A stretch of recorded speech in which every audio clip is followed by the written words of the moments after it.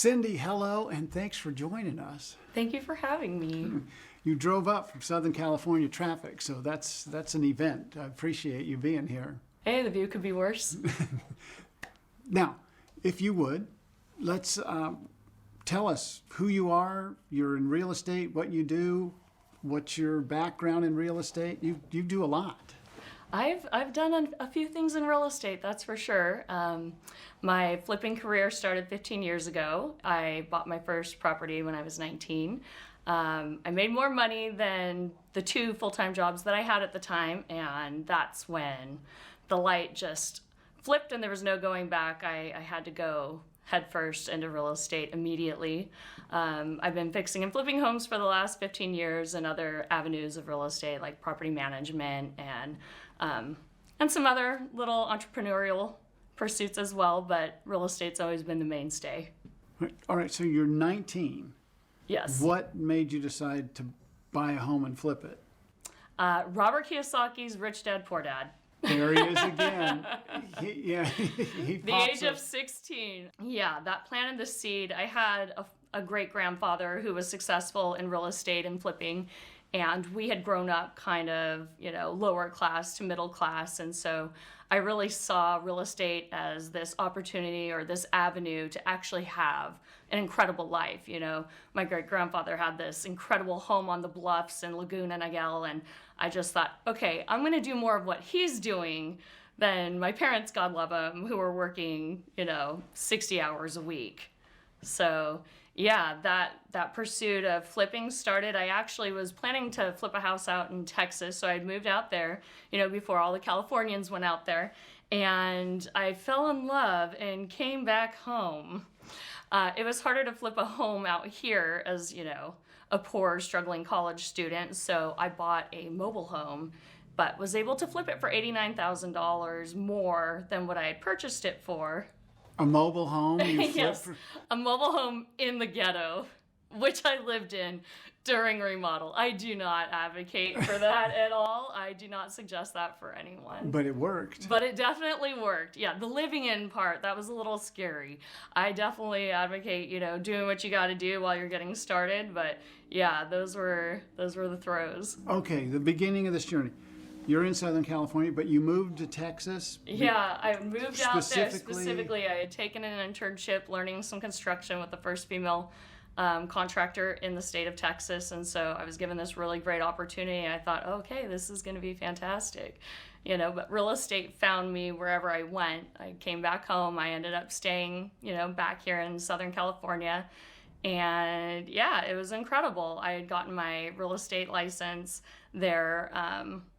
I think I was 18, maybe on the cusp of 19. I was really upset that I hadn't bought the house at 18, but I couldn't afford it yet. So I had to wait till I was 19. But I had my real estate license, and then that, quickly turned into a real estate brokerage in Southern California. And yeah, the love affair had definitely begun. Your first one was a flip. You got your real estate license. Did you get involved in, helping people buy their home, the traditional real estate, or were you real estate investing right from the get-go? A little bit of both, I would say. My ex and I had started the brokerage together, so he had been doing real estate for a handful of years and was also a flipper. And at a point I said, hey, instead of paying all of these commissions, like each time you have a deal, like why don't you just get your broker's license so that we're not having to pay that, extra commish. And at first, he was a little hesitant, and 2 months later, he was, finishing his classes and taking his broker's exam. So that was held under him, and so it was kind of like I was the running support for a multitude of real estate connected projects. We had gotten into working with a handful of clients that were strictly investors, and so we had more success doing our normal real estate, but learning how investors do real estate, what their needs were for purchasing, for remodeling, for renting. And so we started different vehicles for each of those categories and grew them over the years. So back to the mobile home. Yes. Right? So you've come back to Southern California. You still want to get into real estate and doing a flip was what you wanted to do right out of the gate? Oh, yes. Yeah. I mean, from the age of 16, I'm telling you, I read Rich Dad Poor Dad, and I was changed. I was like, okay, this is it. I'm buying real estate, you know. I'm going to have those wealth building assets if it kills me. But with all the different ways to get involved in real estate, why a flip? It's a good question. Maybe because I'm partially insane. Anyone who's a flipper knows you have to handle a high level of crazy. But I just like the ability that, you know, it's high risk, but it's also very high reward.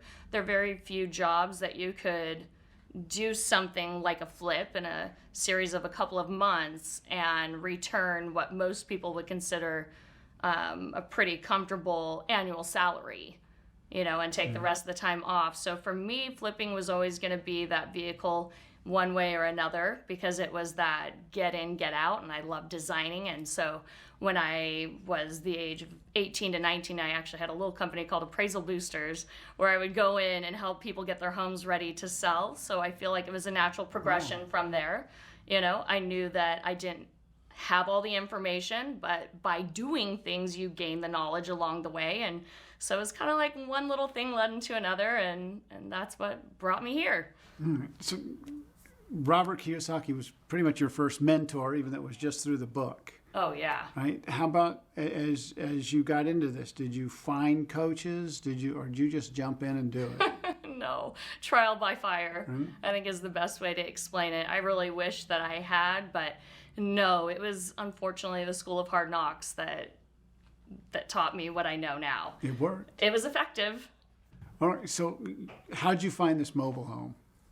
You know, I was just, you know, looking through the MLS and had my sights set on something that was under $50,000 so that I would be able to purchase something and renovate. I went and looked at maybe 3 or 4 different mobile homes, even a house, because I had thought, well, if I needed to get some creative financing, I could, right? I mean, that was a little more intimidating because what you don't know is scary. But the opportunity presented itself to purchase this mobile home, and it was a quick close, and it was, you know, prime for the picking. So you didn't have to finance it? I did have to finance it, but it was affordable, so, you know. And so going in there, swinging the hammers, doing it. Oh my gosh, yes. I mean, I learned so much off of that flip. I was very hands-on. I had a contractor, just one contractor that helped me with some of the bigger things. But I was like his assistant, you know, daily. So it taught me a lot about construction and dealing with contractors, and, you know, nobody's going to care about your money as much as you do. So you need to really watch it, and you might need to be a part of Home Depot runs. And, you know, I mean, the plethora of knowledge from one flip that you gain is pretty intense, actually. Sure. How'd you find this contractor? It was just like word of mouth from a friend had referred him. And so, you know, we went on this endeavor. He actually ended up doing probably 10 different flips with me over the years, and was an on-site handyman for a lot of our property management clients as well. All right. So you got your first property, mobile home. You go in, you fix it up. How long did that take? It took long, honestly. It was not a short process because I knew nothing. And I mean, I was also living there at the time. I was also pregnant during that flip. In fact, when my daughter was born, I was signing documents in labor, literally, closing docs in the labor and delivery room, 3 days into labor. And the doctor said, well, who's this? I'm like, oh, don't worry, this is my real estate agent. There's no quitting you, is there? All right, so you get the first one and you flip it, and it works, right? You make a good profit. And then what's your next one? How do you proceed? How do you get from that first mobile home flip? What's your process? It took a couple of years, honestly, because I had children. So I had my first daughter, and then a year later I had my second daughter. And so at that point we had a brokerage, a restaurant, and then that following year we also had a yogurt shop. And so it was funny, we'd go into town and people would be like, "Oh, you're the Rad Cup owner." Like, "Oh, you own the yogurt shop." You know, yogurt was a new thing. Like, I know it wasn't new, but self-serve model was. And we were kind of right at the front of it. So we used to laugh about it. Oh, they think like the yogurt shop is cool. Like, the real estate is what pays for everything, you know, like that was good money, right? By most people's standards, but the real money was in the real estate. And for us, being an agent, you could carry your commission into the deal. And so you could save a little bit there. So as it was time to invest, you could partner up with other people as a smaller percentage partner. And so you were able to get in on properties that you might not be able to do unless you had like really expensive hard money to pay for. So I feel like there were some really unique opportunities that presented themselves for us to be able to buy and flip during those times. So the next flip was probably 2 years after that flip, because I was still managing. You were a little busy. I was young, I was busy, and you were yes, mom. businesses and babies. I literally would be rocking my baby underneath the front desk as I was answering real estate calls while doing the books for the restaurants. You know, it was just insane. I don't know how I actually got through that, but it was really good to be on the other side of that. So then, you know, flips would come here and there. Having a brokerage actually turned into being one of the best like flip generating tactics that we had, because you would have all of these agents that would come in and they might have a friend that needed to sell a home, or maybe they wanted to sell their own home and it wasn't quite ready.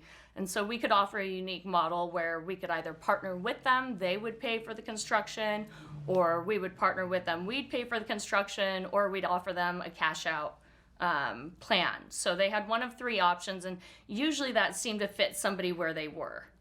All right, Cindy, you got so much going on. It's such a confab, trying to unpack it all, because there's a lot to learn here. So obviously you're busy. You got babies and you're running a business. Where'd the restaurant come from? Oh, don't even get me started on the restaurant. I strongly advised against this deal, but it just kept coming out of the woodwork. There was a family friend that had owned the restaurant, and they were hoping to retire. And so the ex thought, oh, this is a great idea. We're going to get a restaurant. I love cooking, so it was exciting to me, and the location was fun. But I'm telling you, I've just got this knack for attracting like really difficult categories and overcoming them. I must like the challenge, because this is paramount everywhere in my life. Yeah, liking to cook and running a restaurant have nothing to do with each other. Wow, aren't you correct? Now, where were you when I was 19 years old? So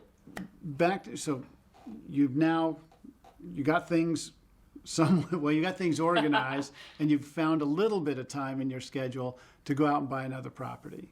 Yes. Right? So what was the next? It was a single family home? Yes. So deals would come into the brokerage. So the next home, I honestly don't remember which one specifically was the second deal or the third deal, because they're all kind of a blur at this point. But the next one that I do remember very clearly, I understood the importance of like property inspections and getting them, and how problematic they can be if they're not addressed ahead of time. We had some foundation issues.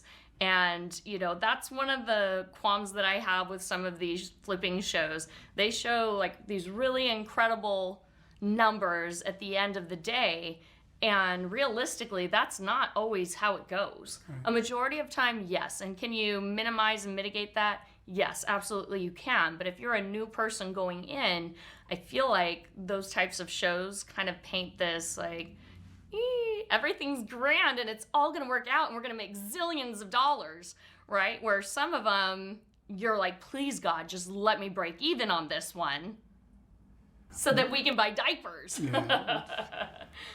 So, but you're obviously committed to the fix and flip model. Right? Yes. Right from the get-go. I'm obsessed. And from the beginning. Yes. So you mentioned that learning about how important the inspection is, had you not done inspections, or? On that house, no, we hadn't, because it was a deal that we had acquired from somebody that we knew. And so we hadn't thought that far ahead. We thought, okay, this is no biggie, right? So we remodeled the home, and now it's time to do a buyer's inspection. And now we have foundation issues. And now those beautiful floors that we just put in need to come up. And now escrow's falling out. And now we're paying points on the money that we borrowed for this property and for the remodeling, right? Because oftentimes as a flipper, you're using other people's money, right? I mean, at a certain point, yeah, you can be using your own, but the real secret sauce is using other people's money. So the good and bad of that is that you're using other people's money, and when it drags on, somebody's making money off the deal, and it's not always the flipper.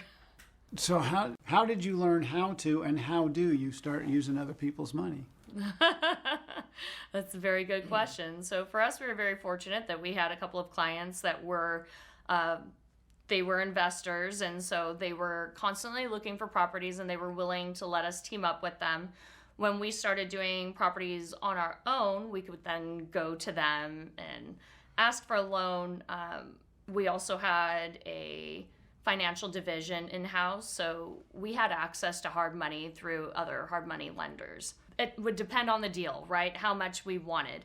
For a really nice home, if it was over $1 million for the property, then the reno's obviously going to be higher. Then we might go to like hard money for that, because we'd have enough money to put down that we would carry over part of the costs. For smaller deals, we would just go to our friends that were investors. So it just depended on what the deal was and where it came from. Sometimes we were locked into financing terms by the properties that we were taking on, because we weren't always buying properties like normal flippers. You know, a traditional flipper is buying the property, fixing it up, and selling it. But our model was a little different, because we might have a percentage, we might have a deal where maybe we're on deed, but we're not on the loan. You know, there were a lot of creative financing situations that would unfold because we were renovating these homes that were ours, but also kind of weren't ours. Right. How creative have you had to get in your financing? Because you seem pretty creative. Yeah. Well, back in 2008, for anybody that was in real estate or in finance knows that that was the year the cookie crumbled. I mean, I was doing loans at the time, and I had a couple of deals in progress, and I was calling my, people, and nobody was answering, and I was like, what's going on? Like, what's happening here? Finally, I had one of my officers call me, and they're like, Cindy, I'm sorry, but we're not actually allowed to answer any phones right now. So the Securities Commission was investigating everyone, because obviously there were all of these, armed loans, which we obviously had used, because that was pretty much the way to do it for us. I mean, we could get in cheap, not have to pay for the principal. We're just paying the interest, short turnaround. At one point, they changed the amount of time that you could go between. Sometimes it was worth paying the points. Like, there's usually some kind of like PMI where you have to pay for paying off a loan sooner. But certain times it was worth it, whatever we had to do to creatively get that going, because we were kind of wheeling and dealing between businesses. I wouldn't do that now. It was very stressful. But creative financing in 2008 was especially interesting, because we were building homes at the time. So we had acquired some property, and we were doing beachfront homes. And it was a very exciting project. I was very young. I knew nothing, right? We had done one set of 4 homes a few blocks away, but these ones were like waking up to dolphins, This was the pinnacle. I was like, oh my gosh, there's a reason they say you buy and die on Pacific, because man, once you get a taste of that ocean view, there's no leaving. Well, we were still doing construction on these homes during this, same time and climate, and a bank had bought our construction loan, which still technically had 6 months on it, and they called it due in 60 days. And we were freaking out. We didn't even have a certificate of occupancy. So we were having to, scramble to see like, oh, what are we going to do? We were having to find certain people that could come in and take over some of the payments, a balloon payment situation where they paid a chunk of money up front and they were carrying the normal cost of the construction loan before it was getting pulled so that we wouldn't lose any more money. But we were basically paying people to take our beach houses. But you're still flipping to Still this day. flipping. Still flipping. Oh, do you man. do you buy and hold? So a lot of people are buying and holding right now. I had some life circumstance changes occur, and so how I'm relating to real estate is a little different. A year ago, I was diagnosed with cancer. By the grace of God, I am healed, but it really did affect me profoundly.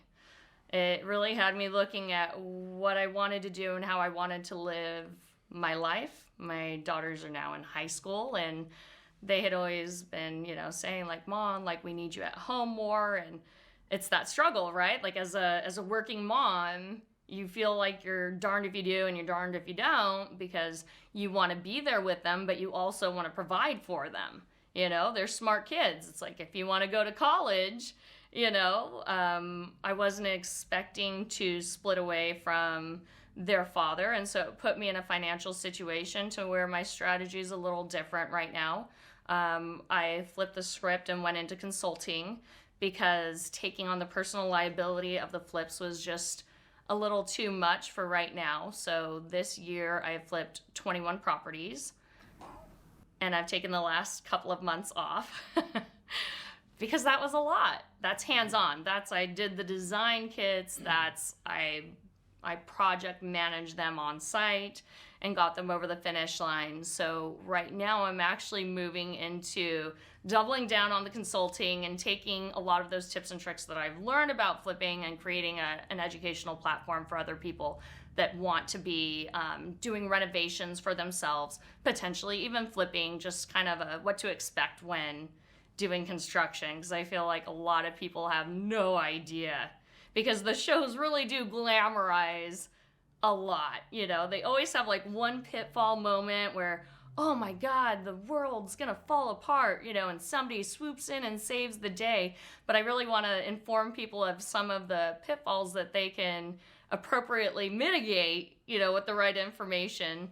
So yes, I'm still in flipping, but I'm carrying over now more into the construction phase because I feel like that's my secret sauce and where I really stand out in this market is having a good, firm understanding of the renovation process itself. That's a cool evolution, and it's perfect because so now because I think you're right. It's like when you said, just because you love to cook doesn't mean you know how to run a restaurant, and just because I can fix the sink doesn't mean I know how to renovate a house.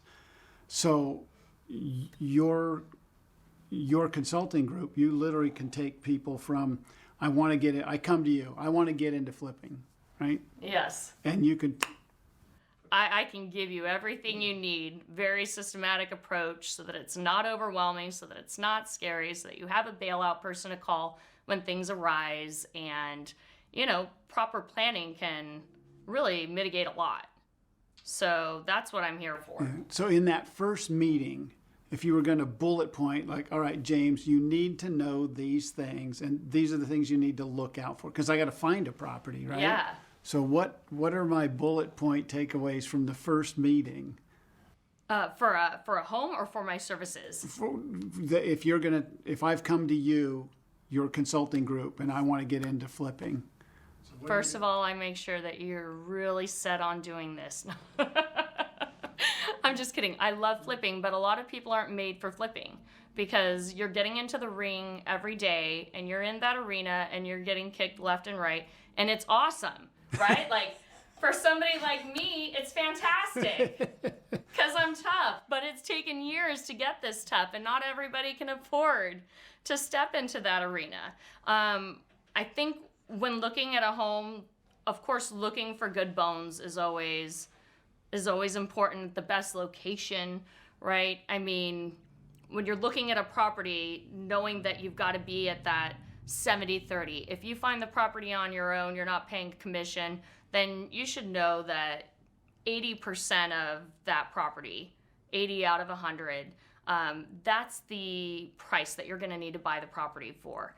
If you're getting it from a wholesaler, then you're going to be at that 70% because the wholesaler is going to take 10%. If you're really good in doing a lot of them, obviously, you'll probably negotiate some of those types of things. But it's important that you're starting off being very aware of what the price you're paying is to make sure that it's going to be a profitable flip in the first place.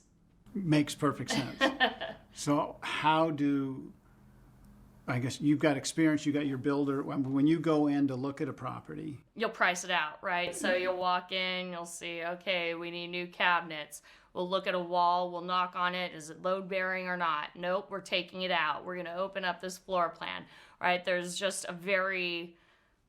probably 50, 60 quick decisions that you're making in like a 10 to 15 minute period of walking a property, right? And in that time, you're writing down what all of those things are, and then you're going to come back and you're going to price out what those things are and see when you price them out if you're doing all of them. I think one of the biggest mistakes that I see flippers making is wanting to have the home be perfect. People tend to flip at the level that they would feel comfortable moving in, and that's just not the smart way of doing a flip. well, in the shows, they're always stunning. When Immaculate, they're done, right?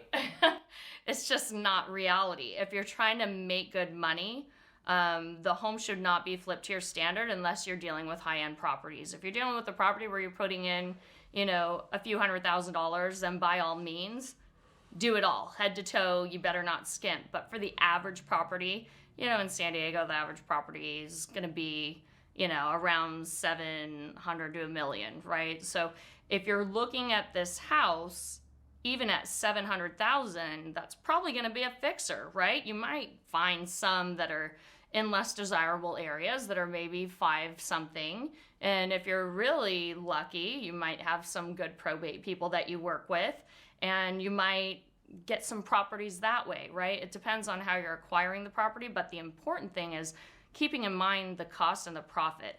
Just because it would look nice to redo the floors, is it prudent, right? What seems best isn't always, because you can price yourself out of that flip and now you're walking away with 10,000 instead of 30,000 because there's 5 things you could have left off the list that still would have been a project home for someone that they would have loved and appreciated, right? Because you're only going to take you're only going to be able to increase a price point a certain amount by neighborhood, right? You can't just be 200,000 above the neighborhood in a typical subdivision, right? Mm-hmm. So knowing which items are important go a long way, and pricing accordingly. So I would definitely say location of property, the deal, right? Whatever the numbers are, the renovation cost, those all need to be factored before making an offer. And I see that some people that are overzealous about getting into flipping, they'll just put in an offer because in a market like this, it's so exciting. You just want to secure the property, but not everything that's good and could be done should be done. Because at the end of the day, it's affecting your bottom line. And there are certain improvements that somebody might want to renovate to their own standard anyways. So if it looks like a clean, beautiful home, and you've improved the things that you've done well with good quality, then a buyer can come in and see, oh, this is nice, this is beautiful, compared to maybe the one down the street that's, hasn't been remodeled in 20 years or so. And I like what you said, because they may come in and still want to tear down a wall or put in their, whatever it is they want to do, but they feel better about moving into a nice apartment. You can always lead them that direction, right? I mean, you can hire somebody who's good at graphics to do a mock-up of what it would look like to put a pool in the backyard. Those are things that we've done in flipping scenarios, and for the right buyer, I think that goes far, because they go, oh, okay, well, we really can't afford a home with a pool right now, but look, we have the space. Now they have something to work towards in the next few years, right? So I think if you can kind of guide somebody with the potential, then it's an easier sell than just leaving things kind of crappy, right? I mean, obviously there's flips where you go in and it's just paint and carpet. that's real nice. We love flips like that, but those are the quick ones, and those are a quick turnaround. Those are, you're in and out in a week and a half, if that, and you're done. So it just depends on the flip. Not all flips are a full gut. And that's what I think a lot of misinformation is that people might have, is that if you're flipping a home, that you're gutting the entire thing top to bottom. And it's just not always the case. Sometimes it is, but I'd say it's a half and half for me anyways. So you just did 21 flips. What was the quickest what was the quickest, and what was the biggest one? And what did those look like? Yeah, so quickest was 3.5 weeks. And that was a full remodel. So I was really impressed with that. Wow. I don't even know how that happened. We just had really good crews. Having good crews really does make all the difference. And I would advise people to really look into who's doing their work and getting references before starting, not just following the price sign, because cost and price are two different things. And if you hire somebody that's the cheapest out of everybody, it doesn't necessarily mean you're getting the worst quality, but if you are, it's going to cost you more money to fix whatever they've done. If your electrician has to come back in and open up walls and drill through the ground, your price or your cost of going with the cheaper, contractor just went through the roof. So that was the fastest one. The longest one out of that was supposed to be done in 8 weeks, and it went 12. This house, literally, the levels of stress, I should have had a heart rate monitor in the car. This home was an hour and a half away from where I live, and there was no Home Depot nearby. This was one of my consulting properties. This thing was a disaster. We didn't know that there were adobe walls, and try taking those out. You got to jackhammer those suckers. It's like, here I am years in, and I'm still learning new stuff every day. It's not like rinse and repeat for everything. Like, oh, once you've done 5, you know it all. It's once you've done 5, you know to expect the unexpected and dare into it, right? So that home went much longer than anticipated, but it did sell for over asking. So I'm still celebrating it, even though I very rarely go over on a timeline. It hardly ever happens. So that one pained me. It really did. Even talking about it now, I'm feeling the stress all over again. So you mentioned crews, and I know that's big, because unless you're doing, if you're going to do one small project and you have the construction contracting skills, you can go in and do it. But if you're going to do this on a bigger scale, or you don't have those skills, you got to find the right crew. How many crews do you have?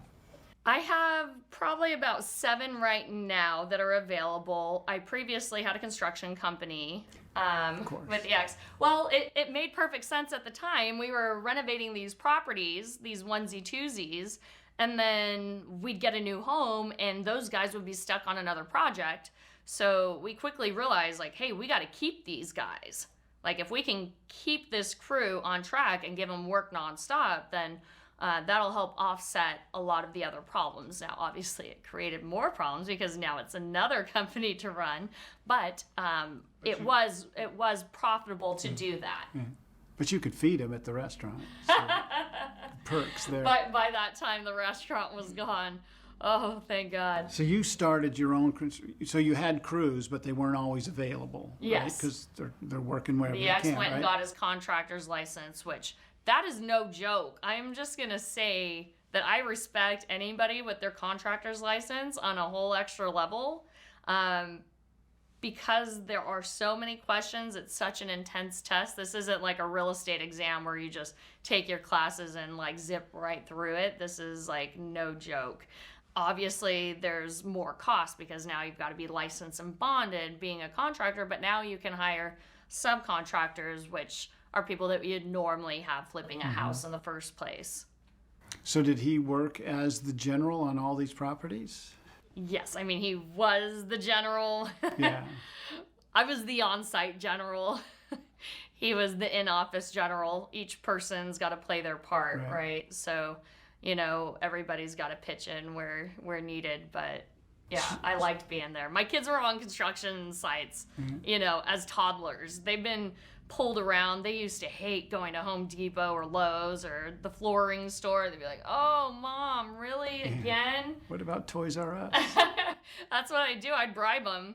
Or we used to go to McDonald's and just buy the toys, not the meal. Because I didn't want them eating that crap. That's a good mom.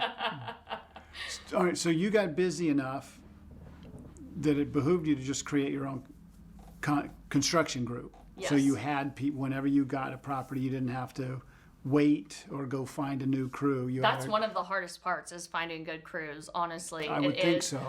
Not just finding good crews, but finding crews that you can form and shape, right? So when I work with a crew, I'm not looking for perfection. I'm looking for somebody who's got that drive, who's got that desire, who wants to do better, because I know that I'm paying them less than what they'll make a few years from now, right? So I take on that pressure within myself to be training them as we're going.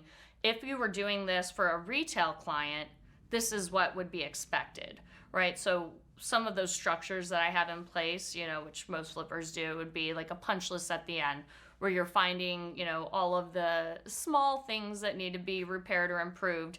And so I think that those are really good opportunities to form lasting relationships with your crews, when you can offer them not from a place of criticism, but help me help you, right? Like, I love you, I love working with you, but I know that the better you get, the more money you'll make elsewhere. And that's okay. And I'm going to prepare you for that, because then when they're working for me, they're happier that they're working for me. They know this isn't the end of the tunnel, right? They know that there's bigger dreams out there. They know that there's going to be more that the world has to offer them as they hone these skills, right? Because if I go in and say, "Hey, let's look at how we miter these edges of the tile, like see how there should be like a 45-degree angle," right? It's not me trying to bash them. It's, hey, when you do a retail job, somebody's going to expect this level of refinement, right? Because just like all contractors, there are levels of refinement. And just because you're paying top dollar doesn't ensure that you're going to get a top level of refinement. Some of the best crews I've had were very affordable compared to maybe some of the people that I have renovating my home now. In comparison, I would say I would trade them for my guys any day of the week. You really learned all this just diving in and going along, right? You know what? I call it the trial by fire, or just, Dory. Keep on swimming. If you take too much time to think about the chaos, it feels chaotic. But if you're just doing one step in front of the other, you just deal with it, right? Just like anything in life. If you look at the whole big picture, of course it's going to be overwhelming. But if you're just chugging along one day at a time, you don't have time to worry about the other stuff. Yeah. Well said. All right, I've come to you. I want to get into this. Your enthusiasm is infectious. I know I want to flip. But the first thing I got to do is find a property. Yes, it is. Acquisition is one of the most important parts of real estate, because without it, you're not going to have anything to flip. So there's a myriad of ways that we go about finding properties. One of the best ways, or the ways that I like the most, would be certain strategic Facebook ads. That can be cost prohibitive depending on the area that you live.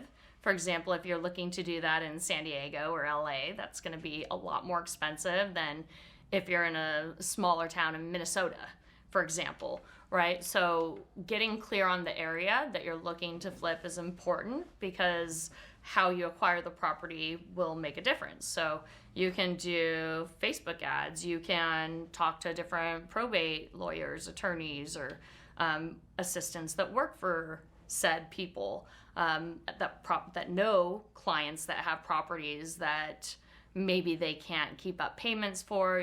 Oftentimes homes will go into probate for long periods of time, over a year, and just because a parent left a home to a child doesn't mean the child can afford the property tax or wants the home. So it's important to have good connections with people, because if there's people that know, like, and trust you, they're going to give those deals to you, 9 times out of 10.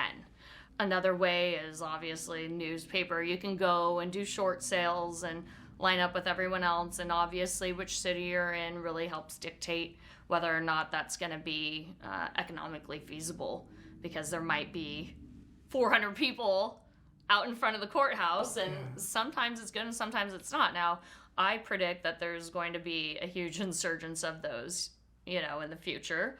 And why? well, because the market just keeps going up and up and up, and I know that supply is low, but it's only a matter of time before the 4 million people that were defaulting on their loans are going to either have to move from said homes or negotiate with banks. So I don't have a crystal ball or anything, but I would think that 4 million people with loans coming due is about to be a real issue here soon, which could potentially lead to more opportunity. Now, I've seen an influx of that with my Facebook ads, people reaching out to me that are already having trouble paying their mortgages. So, it just depends. It really just depends. I see it as an opportunity, not in a, how would you say, like, not in a cockroach kind of way where you're just like waiting. Not predatory. Yeah, not predatory, but it really is an opportunity to help people out of a really bad situation. If you have, ever heard how, like, the credit score is weighted, you definitely don't want to have a foreclosure on your credit. So if you're able to help somebody out of a bad situation and also profit from them and inject them with a little cash as well, then to me that's a win-win all the way around, and I'll do that deal 10 times out of 10. All right, so we found the property. Then you would get an inspection now? You would recommend that right away? Yes. In the construction world, we would call that a scope of work walk. So we're going to walk around the property and we're going to write out a detailed list of things that jump out to us. And by you're talking you and your contractor? You and your contractor, yes. So you're going to walk through, you're going to list out all of the things that could be done to improve the property, right? And then you're going to come home and you're going to figure out, or you're going to ask Cindy, your consultant, what range of price those things should be, or what those items should cost to renovate. Then you'll look at the cost for acquiring the property. You'll look at, what agents are going to get paid. You're going to take all those numbers, you're going to put them together, and you're going to balance them until they look sexy. So you'll decide, like, okay, well, we're definitely doing kitchens because kitchens and masters are going to yield, the biggest return. So those items we're for sure going to remodel.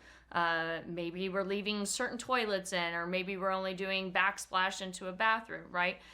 A lot of people think all or nothing, and that's really, it doesn't have to be the case. You can do small improvements to a shower wall without having to redo the entire bathroom, right? You might be able to paint. You might be able to replace a door instead of a cabinet.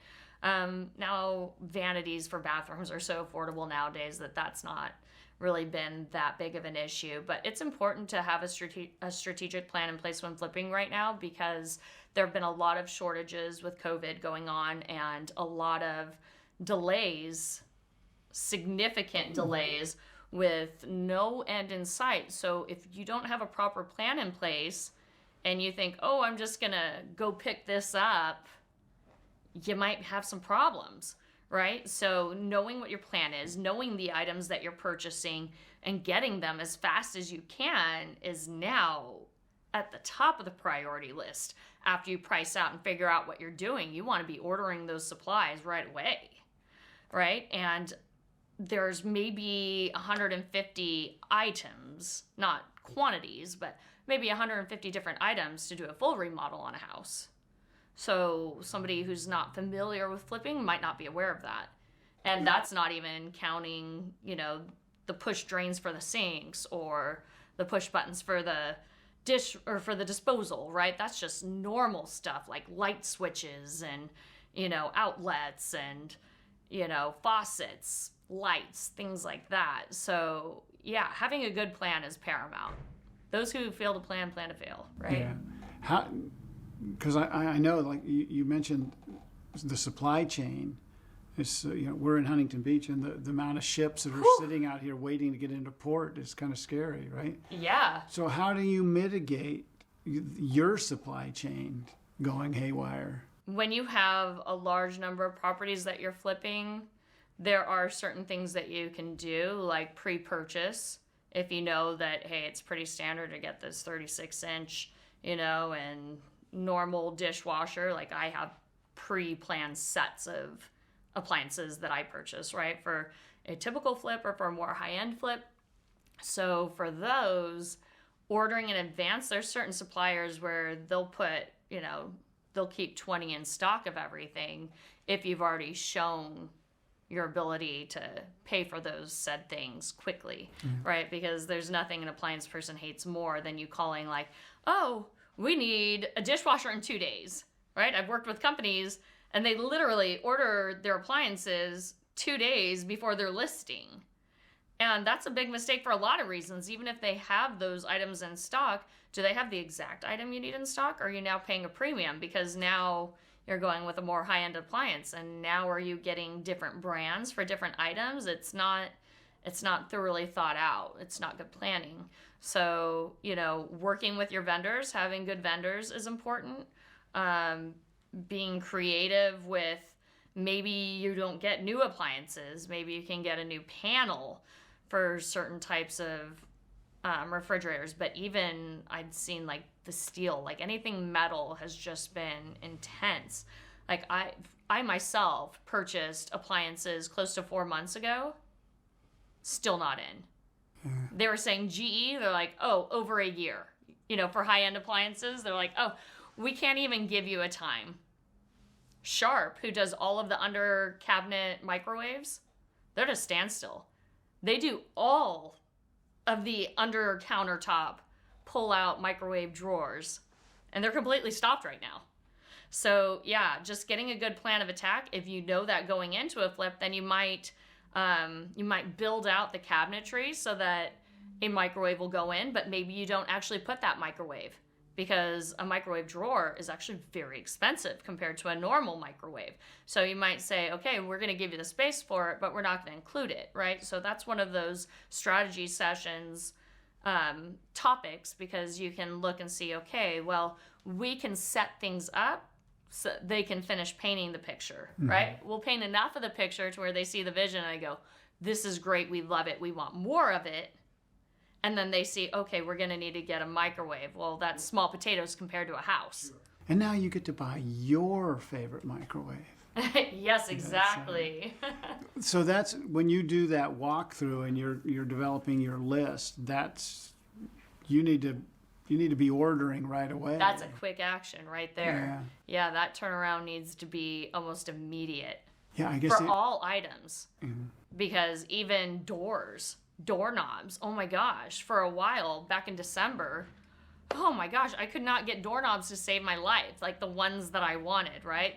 Like anything that's got like a modern feel was in short supply. So it was important to get creative about where we were finding different supplies and having maybe a couple of different backup options in case something fell through. Because as I'm sure you can imagine, by the time that you've done that walkthrough, it's very important to order those items as soon as possible and to have them in-house. Yeah, well, and I guess if you're just getting into it and you're heading into your first flip, you might not. It wouldn't seem like, oh, you might think, okay, well, we'll do that in a couple of weeks, right? You might not think much about it, but if you don't have vendor relationships, that could potentially be a problem, right? Sure, I want to spread out my costs. I don't want to go spend it all in one swell swoop. Yeah, fell swoop. So, I really appreciate you being here. I love that you just dove in, you're fearless, and you've made it all work. So now that you've got a consulting firm, you still believe in flipping? Yes, I wholeheartedly still believe in flipping. I'm just prioritizing some time at home right now.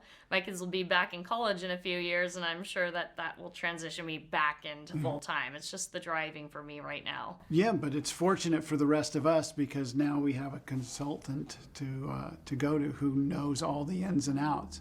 So it's a crazy market out there, but you still believe it. You not only believe in flipping, you're still flipping. Oh yeah, I mean, people need somewhere to live, right? I mean, there's still not enough homes being built to support the market. So that's why, you know, in terms of the future of real estate, there's got to be some level of retention because there's still a need. We're not keeping up with demand, but we also have this situation where people are coming due on loans that maybe they can't pay, right? This is different than an '08 situation. So I don't know how it's going to pan out, but I think it'll be a really special opportunity for flippers that are ready to get into it.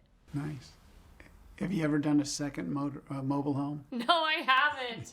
I've often considered it Yeah, just to do it again, but the thing is, the cost of mobile homes now are super expensive really. in Southern California. You know, comparatively, right? Before there was a plethora of them under 100,000, under 50,000. Now, good luck at that, you know. But yeah, that was the real golden goose egg because the closing costs were like $1,500, $2,000 on each side, right? And your rehab cost wasn't that much because it's a small mobile home, 2 bedrooms. And now that spread was really good. There wasn't much that came out of it. So it was actually like a very, very successful flip. Well, Cindy, thank you. You're a delightful human. You were a blast to talk to. A lot of good information. And really, thanks for driving up and taking time. Absolutely. Hey, anytime you have a question, you call me. Will do. I got you.